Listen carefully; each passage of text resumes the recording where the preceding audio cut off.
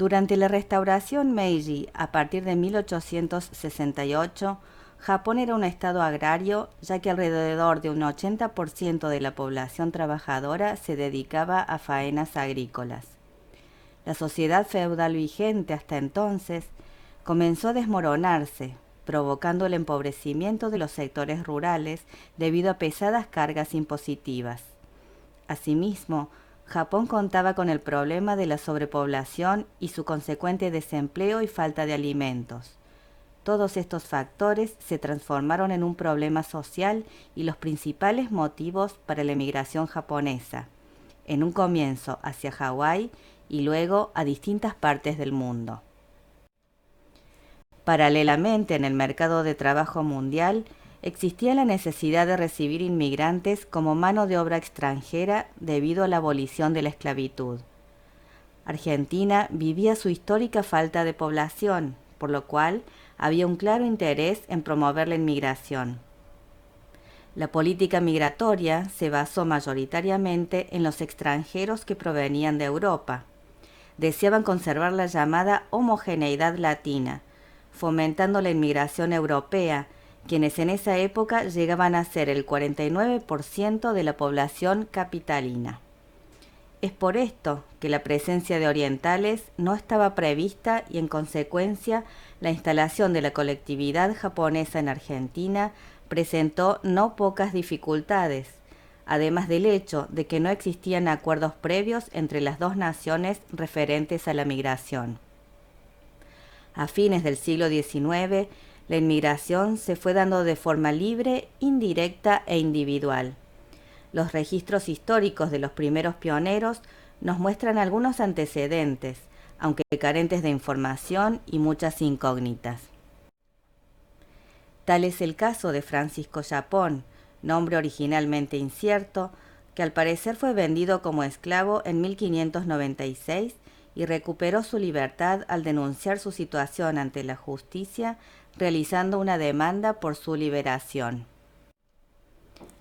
Otro caso de inmigración aislada fue en 1873, donde ha quedado documentado un afiche sobre la presentación de la compañía circense Satsuma e Hijos, pero que al parecer se disolvió en Buenos Aires y algunos de sus miembros se asentaron en Argentina.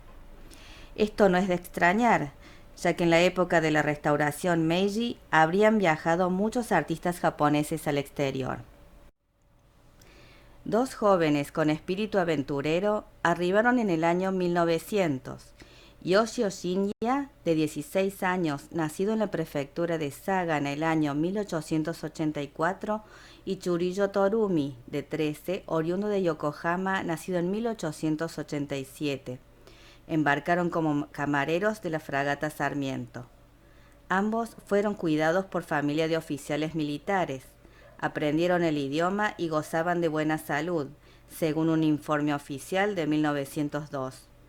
Shinya desarrolló luego una larga trayectoria en cuestiones comerciales y fundamentalmente culturales, tanto en el seno de la comunidad japonesa en Argentina como fuera de ella. Pero quien es considerado como el primer inmigrante japonés es Makino Kinzo, arribado en 1886. Proveniente de Muramisaki, nacido en 1864, fue tripulante de un barco británico y decidió establecerse en Córdoba, Argentina, trabajando en el ferrocarril central argentino. En documentos de la empresa ferroviaria aparece registrado como Miguel King, de nacionalidad japonesa. Al parecer, se hacía llamar Michael King por la similitud fonética de su nombre original. Por su dedicación y honestidad, se ganó la confianza de sus compañeros y superiores y gracias a la gestión de su jefe, pudo casarse con una francesa con la que tuvo 3 hijos. Hasta aquí vimos casos aislados de los primeros pioneros. La etapa de la primer corriente inmigratoria tuvo lugar posteriormente a la firma de los correspondientes acuerdos de Japón y Argentina. El primer tratado redactado entre ambos países en 1898 contemplaba las relaciones bilaterales referentes al comercio y la navegación, pero no comprendía la migración que recién se pactaría en 1961. A pesar de esto, los japoneses comenzaron a establecerse en la Argentina. Al principio, el grupo era tan reducido que no llegaron a registrarse. En el año 1908 se produce el efecto de reemigración, es decir, una inmigración indirecta desde Perú y Brasil, ante la tentadora noticia que se difundía acerca de nuestro territorio, donde se podían obtener salarios más altos. Arribaron 50 japoneses en busca de un mejor ambiente y porvenir a bordo de la embarcación Kasato Maru, quienes en su mayoría eran okinawenses, pero también provenientes de Kagoshima, Kumamoto, Hokkaido, Hiroshima y Akita. Por otro lado, a partir de 1917, con la apertura del comercio exterior, fueron aumentando los emprendimientos japoneses. Al principio comenzaron a conocerse antiguas piezas de cerámica, laca, pinturas, sedas y todo tipo de arte que hasta el momento eran desconocidos en Argentina. Los primeros consumidores fueron miembros de la aristocracia argentina, quienes en su paso por Europa, principalmente por París, se encontraban con la moda del japonismo. Además, algunos argentinos viajaban por el mundo y así llegaban a Japón, enamorándose de su arte y vinculando así ambas culturas. Los objetos orientales eran muy valorados por las clases altas. Es así que por aquel entonces se presentaba una etapa promisoria para los japoneses que comenzaban a conocer la Argentina, un destino alternativo para la emigración, como un mercado para los productos japoneses. En los primeros años de asentamiento, los japoneses se dedicaron a diversos trabajos, como obreros ferroviarios, tareas en fábricas, talleres, comercios, ganadería, pesca, jardinería y agricultura. No era un periodo estable en Argentina, por lo cual los japoneses se veían obligados a salir a buscar muchos trabajos constantemente. Los empleos los conseguían por relaciones o personalmente. Bastaba con levantarse temprano y hacer largas colas frente a los lugares de trabajo. La selección estaba a cargo del capataz y en muchos casos los japoneses eran incorporados por preferencia. Una de las primeras actividades a las que se dedicaron fue el servicio doméstico. Una socióloga en 1914 aseguraba que los japoneses eran afables, limpios y cultos, citándose el caso de estudiantes de carreras universitarias que querían conocer el mundo y se ofrecían como planchadores y sobre todo cocineros. Pedían un sueldo alto y se quedaban poco tiempo. Los japoneses en general tenían mayores exigencias que los italianos y españoles, pero eran muy solicitados. Al comenzar la década del 20, entre los japoneses de Buenos Aires estuvo de moda la actividad de chofer de automóvil, con lo cual se produjo un brusco incremento de taxistas. Entre el público tenían mucha aceptación los coches grandes y de lujos, conducidos por japoneses. Asistían varios meses a la escuela de choferes para obtener su licencia, en donde aprendían a conducir, se estudiaban los nombres de las calles y lugares importantes como los hospitales y se adquirían conocimientos de mecánica. Tiempo después, ante una recesión que fue agudizándose y sumado al aumento de colectivos y de autos particulares, fueron desapareciendo los choferes de automóviles. A medida que los Nikkeis se establecían más formalmente, aumentaron las actividades de horticultura, floricultura, cafés y tintorerías, que fueron las ocupaciones de mayor relevancia. Estas actividades no requerían tanto del buen manejo del idioma y permitía trabajar a toda la familia. Los horticultores atravesaron tiempos difíciles, ya que debieron soportar las inclemencias del tiempo, plagas y sequías.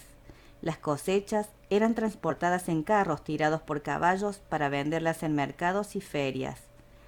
Al principio arrendaban los terrenos y construían casas con barro y chapas. Lucharon tenazmente, trabajando de sol a sol, y con el tiempo prosperaron, se desarrollaron y modernizaron. Convirtiéndose en propietarios de terreno, conformaron una cooperativa e iniciaron cultivos a gran escala. Había mucha camaradería, entre todos se ayudaban. Muchos de los inmigrantes comenzaron a trabajar en quintas de los horticultores hasta que se independizaban. Los floricultores también trabajaron con mucha dedicación, repitiendo fracasos, y a través de los años se convirtieron en auténticos jardineros. Las ocupaciones en las zonas urbanas se dividieron en dos rubros: los cafés y las tintorerías. Como el éxito de estos negocios dependía de que no hubiese tanta competencia cercana, su proceso de sostenido crecimiento implicó la expansión de los japoneses por todo el territorio argentino. Fue tan significativa la presencia de tintorerías en el país que los argentinos creían que los japoneses pertenecían a una raza que les gusta de lo limpio, según los dichos de un Nikkei. Lo cierto es que la pulcra labor de estos negocios permitió acrecentar la reputación de los japoneses y puede afirmarse que los que consolidaron las bases de la colectividad en las ciudades fueron los tintoreros nipones. Nuestro padre, Genko Matayoshi, tuvo en sociedad con otros 3 japoneses socios de Kagoshima-ken un café en San Miguel de Tucumán hasta el año 1935, en que regresó a Japón a presentarse en el ejército. Trabajó como mozo en ese café. Parece que tiraba muy bien la cerveza, lo que a él le gustaba. Los comienzos en Argentina fueron durísimos, además por la crisis mundial del año 30. Mamá se opuso a trabajar en el café o en restaurante, como decía papá. Decía que era mizu shobai, trabajo de noche. Por ello decidieron alquilar un local de tintorería. En esta tintorería, llamado Gran Nippon, le fue muy, pero muy bien, con varios empleados, lavado y planchado de trajes, recibían de todo: ropa de mujer, guantes, corbatas, vestido de casamiento, camisas, cuello duro, sombreros, teñidos de luto, impermeabilización de pilotos. También reparto a domicilio. La bicicleta duró un día, el repartidor se la llevó.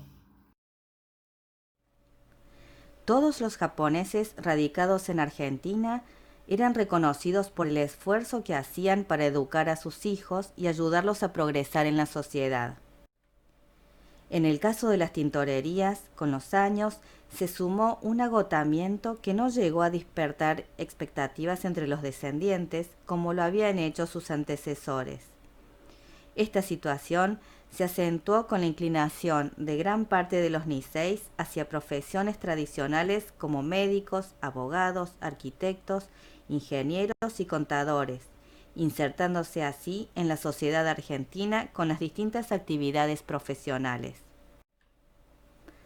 A través de los años, de a poco, se iniciaron las instalaciones de grandes y pequeñas empresas comerciales japonesas en Argentina. Por ejemplo, la firma Yamada, conocidos por su actividad de importación de diversos artículos, especialmente botones de nácar y las famosas lámparas Yamada. Desde 1939 hasta 1999, durante casi 90 años, se caracterizó por sus exigencias de sensibilidad y buen gusto. El empresario Sadao Ando se estableció en Argentina en 1918, con múltiples actividades empresariales inmobiliarias, financieras, agrícolas, de importaciones, etc. Es reconocido además por sus contribuciones a la educación, cultura y el bienestar de la colectividad japonesa en Argentina. Actualmente, Ando y Compañía es una pyme Nikkei, de reconocida trayectoria por la calidad de sus productos y seriedad en cada uno de sus integrantes, fiel a altos conceptos de ética y moral que distinguen al Nikkei. Actualmente hay más de 70 empresas japonesas radicadas en Argentina. Algunas de ellas se han dedicado antes del periodo de preguerra.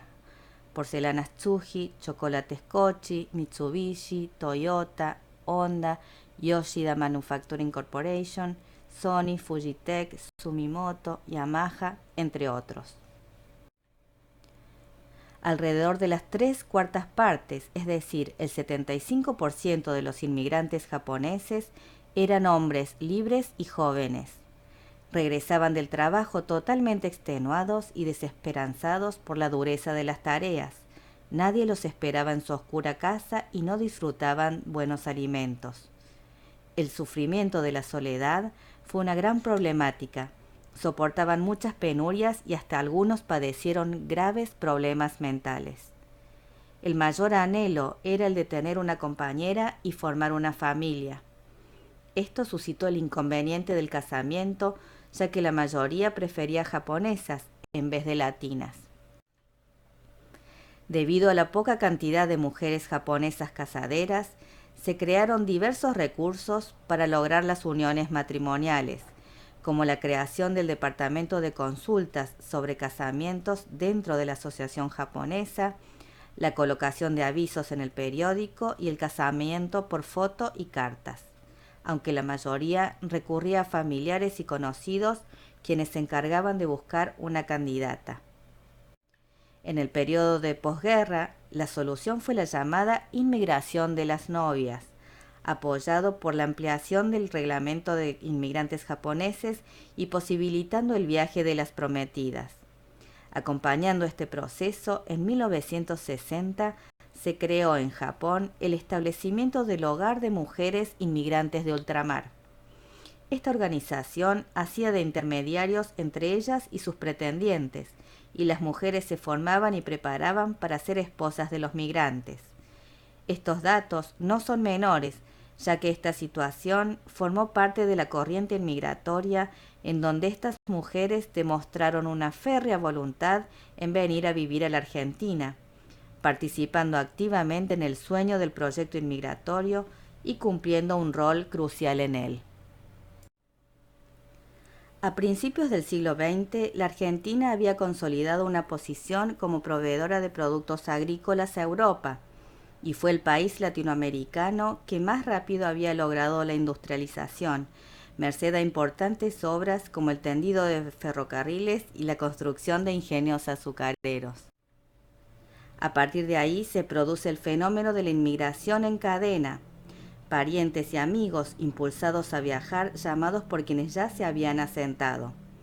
Los que iban llegando tendían a incorporarse a las sociedades étnicas.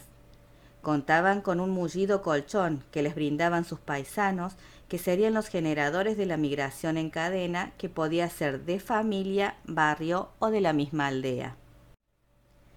Entre 1933 y 1941, un grupo aproximadamente de 120 jóvenes con espíritu solidario viajaron como Hijusei, inmigrantes practicantes, agrícolas y comerciales. De acuerdo al funcionario del Ministerio de Asuntos Exteriores de Japón, expresaba la imperiosa necesidad de infundir un espíritu profundo que contribuye al desarrollo de la raza japonesa y enviar cuanto antes gran cantidad de inmigrantes útiles que puedan asumir una posición de liderazgo y que sean capaces de agrupar a la futura sociedad de inmigrantes. Las autoridades depositaban en estos japoneses grandes expectativas, recibiendo arduas capacitaciones y entrenamientos, pero también cálidas y convenientes atenciones. Como despedida, las palabras de aliento eran: ustedes deben sacrificarse como inmigrantes y sembrar las semillas de la raza japonesa en Sudamérica. Así, con espíritu renovado y una enorme responsabilidad, dejaron atrás la madre patria. Aunque algunos no pudieron adaptarse a la vida en un país extraño y sufrieron la soledad y el deterioro físico, Otros pudieron disfrutar de buena salud y espíritu luchador para continuar con sus planes de independencia llenos de esperanza.